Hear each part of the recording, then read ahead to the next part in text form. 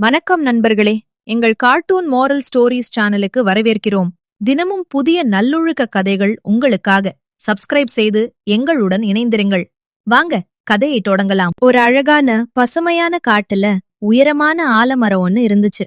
அந்த மரத்தோட அடர்ந்த கிளையில மல்லிங்கிற குருவியும் அவ புருஷ மணியும் ரொம்ப ஆசையா ஒரு கூடு கட்டி சந்தோஷமா வாழ்ந்து வந்தாங்க. மல்லி கொஞ்ச நாளைக்கு முன்னாடிதான் 3 அழகான முட்டைகள் இட்டிருந்துச்சு.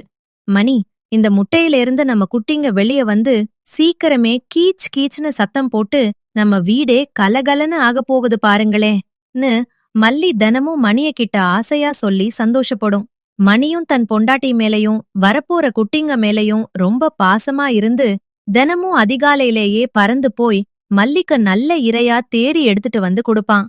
ஆனா அதே மரத்தோட இன்னொரு கிளையில காரின்னு ஒரு காக்கா வாழ்ந்து வந்துச்சு.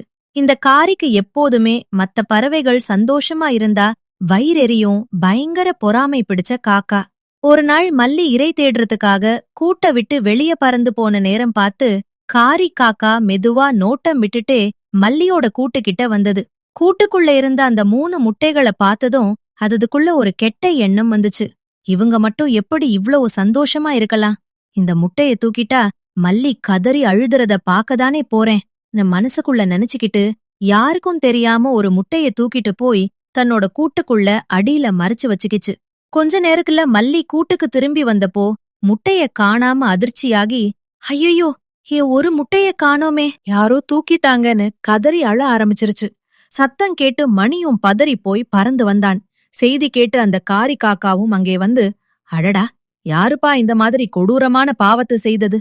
பாவம் மல்லின்னு ஒண்ணுமே தெரியாத மாதிரி போலியா கண்ணீர் வடிச்சு வருத்தப்பட்டுச்சு. மணியும் மல்லியும் யார சந்தேகப்படுறதுன்னு தெரியாம அழுகையோட அந்த நாளை கழிச்சாங்க.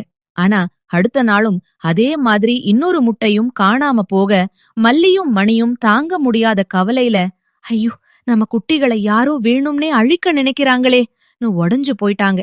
இந்த செய்தி காட்டுக்குள்ள காட்டுத்தீ மாதிரி பரவுனதும் சுத்தி இருந்த பறவைகள் எல்லாம் ஒன்னா கூடி, நம்ம காட்டுல இப்படி ஒரு திருட்டு வேலை நடக்கிறது ரொம்ப தப்பு, உண்மைய கண்டுபிடிச்சே தீரணும்னு பேசிக்கிட்டாங்க. அப்போ அங்க இருந்த ஒரு சின்ன குருவி, நேத்து சாயந்தரம் காரி காக்கா இந்த கூட்டோட மரத்துக்கிட்ட ரொம்ப நேரமா சுத்தி சுத்தி வந்தத பாத்தேனே சந்தேகத்தை கிளப்புச்சு. உடனே எல்லாரும் காரியை பார்க்க காரி கை கால் எல்லாம் நடுங்கி போய், என்னையே இப்படி பாக்குறீங்க, நான் ஒன்னும் பண்ணலப்பான்னு பதறி போய் சமாளிச்சது. மணி குறுக்கிட்டு, நாங்கள் உன்னை குற்றவாளின்னு உடனே சொல்லல காரி, ஆனா உண்மை என்னன்னு எங்களுக்கு தெரியணும்னு சொன்னான். அப்போ அந்த மரத்துல இருந்த ஒரு அனுபவமிக்க வயசான ஆந்தை, ஆதாரம் இல்லாம யாரையும் குற்றம் சொல்லக்கூடாது, அதனால இன்னைக்கு ராத்திரி நாம எல்லாரும் மறைஞ்சிருந்து யாரு வரான்னு நேர்ல பிடிப்போம்னு ஒரு புத்திசாலித்தனமான யோசனை சொன்னுச்சு. அன்னைக்கு ராத்திரி மணியும் மல்லியும் கூட்டுக்குள்ள தூங்குற மாதிரி நடிச்சுட்டு பக்கத்துல இருந்த அடர்ந்த இலைகளுக்கு நடுவுல மறைஞ்சுக்கிட்டாங்க. நடு ராத்திரி கழிச்சு சுத்தி முத்தி பாத்துட்டு காரி காக்கா மெதுவா வந்து மல்லியோட கூட்டுக்குள்ள கைய நீட்டும் போது மணி திடீர்னு முன்னாடி வந்து, காரி, என்ன பண்றீங்கன்னு சத்தமா கேட்டான். திடுக்கிட்ட காரி பயத்துல கீழே விழுற நிலைமைக்கு போயிருச்சு.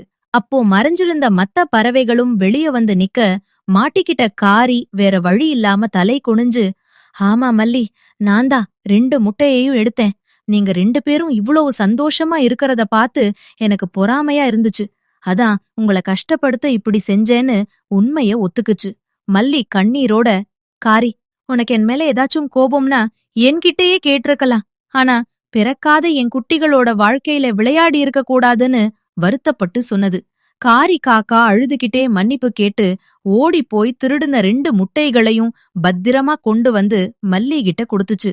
மல்லியும், செஞ்ச தப்ப உணர்ந்துட்டாயே, இனிமே நல்லவனா இருன்னு சொல்லி மன்னிச்சு விட்டுச்சு. சில நாள் கழிச்சு முட்டையில இருந்து அழகான குட்டிங்க வெளிய வர மணியும் மல்லியும் பூரிச்சு போனாங்க. அன்னையில இருந்து காரி காக்காவும் தன் பொறாமை குணத்தை முற்றிலும் விட்டுட்டு காட்டுல இருக்கிற எல்லா பறவைகளுக்கும் ஒரு நல்ல நண்பனா மாறி எல்லாரோடையும் அன்பா வாழ ஆரம்பிச்சது. நண்பர்களே, இந்த கதையிலிருந்து நாம ஒரு நல்ல நீதியை கற்றுக்கொண்டோம். இந்த கதை உங்களுக்கு பிடித்திருந்தால் லைக், ஷேர், சப்ஸ்கிரைப் செய்ய மறக்காதீங்க. இதே போல சுவாரஸ்யமான நல்ல கதைகளுடன் மீண்டும் சந்திப்போம். அதுவரை நல்லதை நினைப்போம், நல்லதை செய்வோம். நன்றி நண்பர்களே, வணக்கம்.